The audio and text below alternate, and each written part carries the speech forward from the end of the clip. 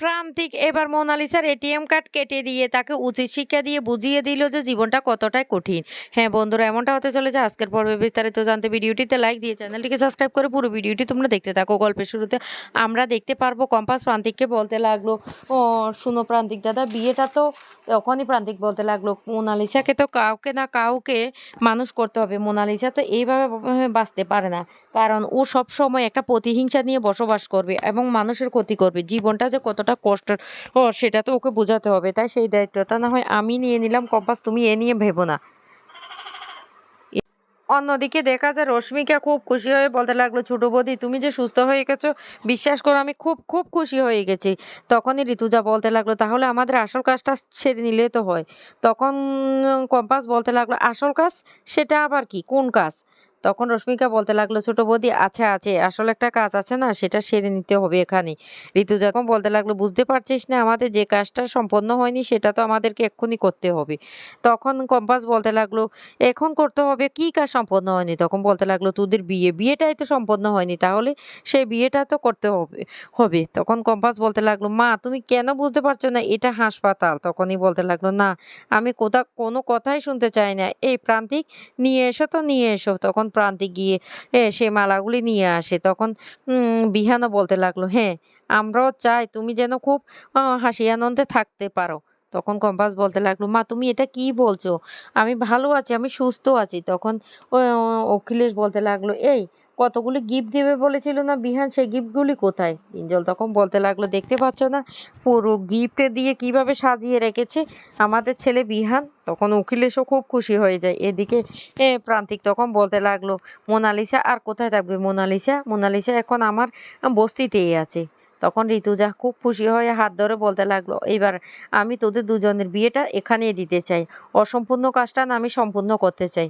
তখন বিহানের হাত গলায় মালা পরিয়ে দে প্রান্তিক। আর এদিকে কম্পাসকে বলতে লাগলো, মা এবার একটু উঠে বসো, বহু ঘুমিয়ে ঘুমিয়ে তো সব কিছু হয় না, মালা বদলটা সেরে ফেলি। কম্পাস তখন বলতে লাগলো, মা তোমরা যে কি শুরু করে দিয়েছো আমি কিছুই বুঝতে পারছি না।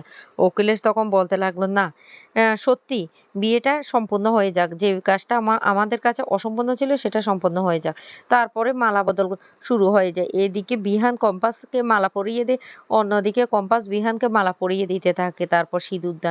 তখন ঋতুজা বলতে লাগলো, হ্যাঁ বাবা এবার সিঁদুরদানটা করে নাও। এদিকে প্রান্তিক তখন সবকিছু ভিডিও করতে থাকে আর বলতে লাগলো, এসব কিছু না আমাকে মোনালিসাকে দেখাতে হবে, না হলে তো সবকিছু সম্ভব না। আমি সবকিছু ভিডিও করে রাখছি। কম্পাস তখন হাসতে থাকে আর বলতে লাগলো, মোনা ম্যাডাম এসব দেখে না আবার রাগ করবে। তখন প্রান্তিক বলতে লাগলো, ওকে শুধরানোর জন্যই তো ভিডিওগুলি আমি করছি, ওকে শুধরাতে হবে, ওকে বুঝাতে হবে জীবনটা না এইভাবে চলে না, জীবনটা যে কতটা কঠিন সবকিছু বাস্তবতা ওকে বুঝাতে হবে। তারপর না হয় ও আমাকে ছেড়ে দিয়ে চলে যাবে, কারণ ওর সাথে তো আমার একদম মানায় না। আমি তো সত্যি বস্তিতে থাকি, ওর সাথে কি আমার মানায়?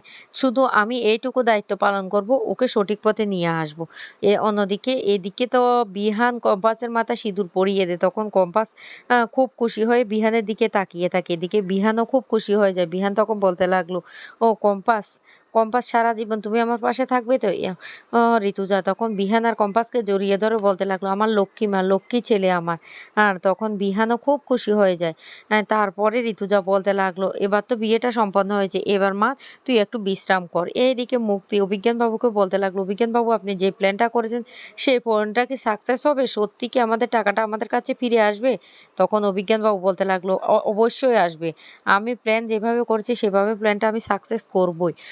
তবে তবে আমার নাতনিকে তো ওখান থেকে মুক্ত করে নিয়ে আসতেই হবে। তখন মুক্তি বলতে লাগলো, শুনুন অভিজ্ঞানবাবু, আপনি তো আসল অপরাধী যে তাকে কোনো শাস্তি দিচ্ছেন না। আপনার পুত্রবধূ পিতা, ওর জন্যই তো আজকে আপনার নাতনি ও এর এমনটা অবস্থা হয়েছে। তখন বলতে লাগলো, ওই পৃথাকে তো আমি শাস্তি দেব, তার আগে আমাকে এই কাজটা সারতে হবে।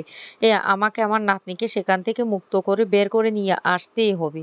মুক্তি তখন বলতে লাগলো, অভিজ্ঞানবাবু যা করার আমাদেরকে কিন্তু খুব সাবধানে করতে হবে। এইদিকে কম্পাস হঠাৎ করে নার্স নার্স বলে চিৎকার করতে থাকে। ও কম্পাসের চিৎকার শুনে তখন সেখানে চলে আসে বিহান। বিহান এসে বলতে লাগলো, কম্পাস কি হয়েছে?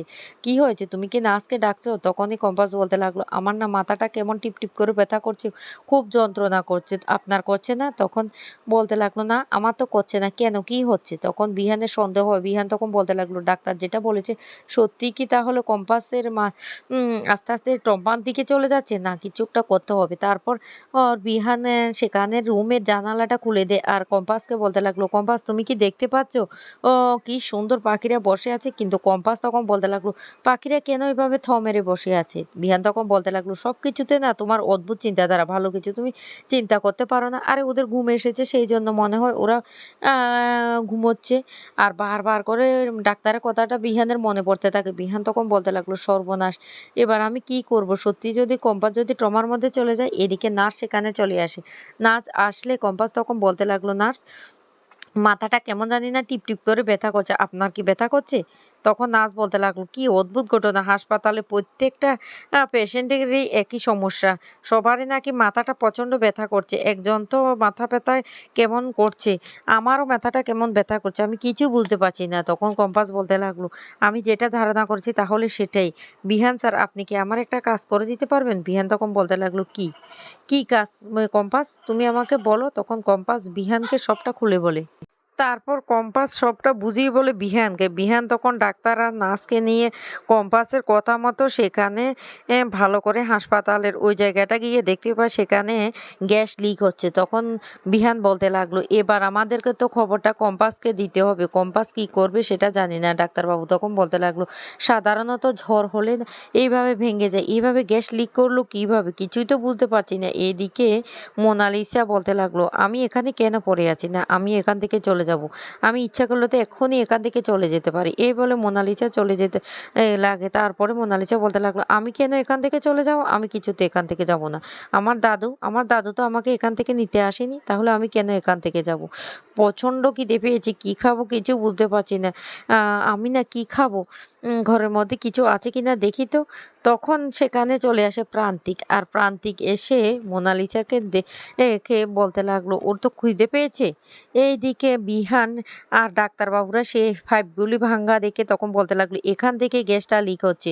এখানে থেকে আমার মনে হচ্ছে সমস্ত পেশেন্টদের এর শরীরটা খারাপ হচ্ছে। তখন ডাক্তারবাবু বলতে লাগলো, এবার কি হবে? বিহান তখন বলতে লাগলো, সবটা আমরা কম্পাসকে গিয়ে বলি, কম্পাস দেখি কিছু একটা করতে পারে কিনা। তারপর বিহান কম্পাসকে সমস্তটা খুলে বলে কম্পাস তখন বলতে লাগলো, বিহান স্যার, আপনি আমার ব্যাগটা নিয়ে আসুন তো, আমি ব্যবস্থা করে দিচ্ছি। আমি যেটা সন্দেহ করেছি সেটাই হয়েছে। অন্যদিকে মোনালিসার খিদে পেয়েছে দেখে প্রান্তিক একটা বিস্কুটের কৌটো এনে হাতে ধরিয়ে বলতে লাগলো, ও এগুলি খাও। কিন্তু মোনাতে তখন প্রচন্ড রেগে গিয়ে বলতে লাগলো, এই বিস্কুটগুলি আমি খাবো? আমি কে জানুন? আমি ইচ্ছা করলে ফাইভ স্টার হোটেলে গিয়ে না অনেক ভালো ভালো খাবার অর্ডার করে খেতে পারি। আমার এই কার্ড, যে এই কার্ডে আমার অনেক টাকা আছে। এই কার্ডে কত টাকা আছে না তুমি আন্দাজও করতে পারবে না। তখনই প্রান্তিক বলতে লাগলো, এই কার্ডের টাকাগুলি কি তুমি উপার্জন করেছো? তুমি তো উপার্জন করোনি, নিশ্চয়ই তোমার বাবার টাকা, দাদুর টাকা। তখন মোনা বলতে লাগলো, হ্যাঁ, আমার বাবার টাকা, দাদুর টাকা হতে পারে, কিন্তু এগুলো তো আমারকে দিয়েছে। ওরা তো আমাকে টাকাটা দিয়েছে। এইদিকে কম্পাস সমস্ত কিছু যন্ত্রপাতি দিয়ে সে এখানে কাজ শুরু করে দেয়। বিহান তখন বলতে লাগলো, কম্পাস তুমি কি করতে চাইছো? তখন বিহান বলতে লাগলো, বিহানের কথা শুনে কম্পাস বলতে লাগলো, আপনি প্লিজ একটু অপেক্ষা করুন। অন্যদিকে মোনালিসার এটিএম কার্ডটা কেটে দে সেই প্রান্তিক আর বলতে লাগলো, দেখি এবার তুমি কি করো।